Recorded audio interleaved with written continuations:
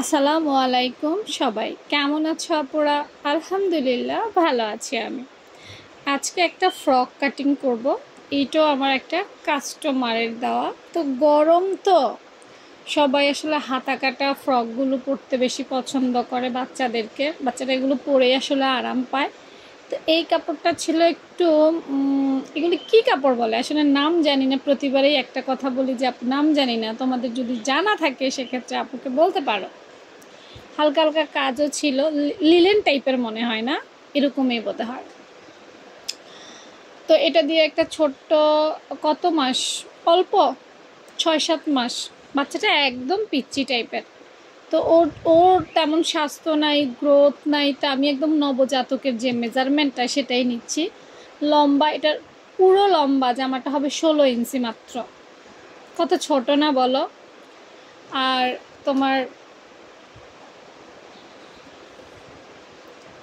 Body দিব 20 ইঞ্চি, 19-20 এমনই আর কি। ঠিক আছে, গলাটা ছোট্ট করে দিব। তো আগে কুচির কাপড়টা কেটে নিচ্ছি। দেখো,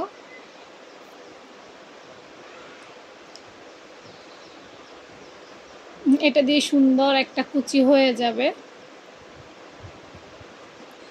আর শুধু উপরে কাপড়টা কাটবো এখন, টপ পার্ট যেটা।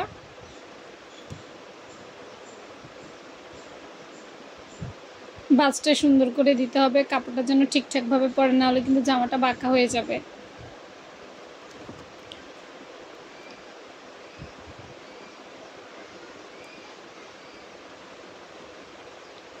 উপরের অংশটুকু আমি 6 ইঞ্চি নিচ্ছি, নিচে দিব 10 ইঞ্চি, তাহলে টোটাল মিলে আমার 16 ইঞ্চি হবে।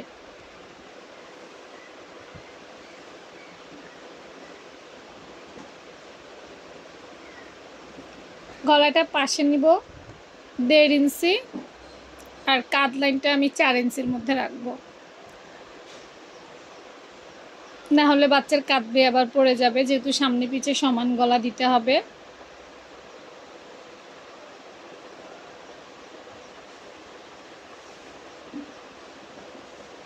মোহরাটা আমি 4 বা 4.5-এর মধ্যে রাখবো, কারণ বাচ্চাদের মোহরা একটু বেশি রাখতে হয়, না হলে জামাটা গায়ে পরাতে সমস্যা। তো দেখো হয়ে গেছে। বডির পাশটা আমি একটু বেশিই রেখেছি, সেলাইয়ের পর বাড়তি অংশ কেটে ফেলে দিব। হ্যাঁ, এখন একটু বেশিই নেই, তো অসুবিধা নেই।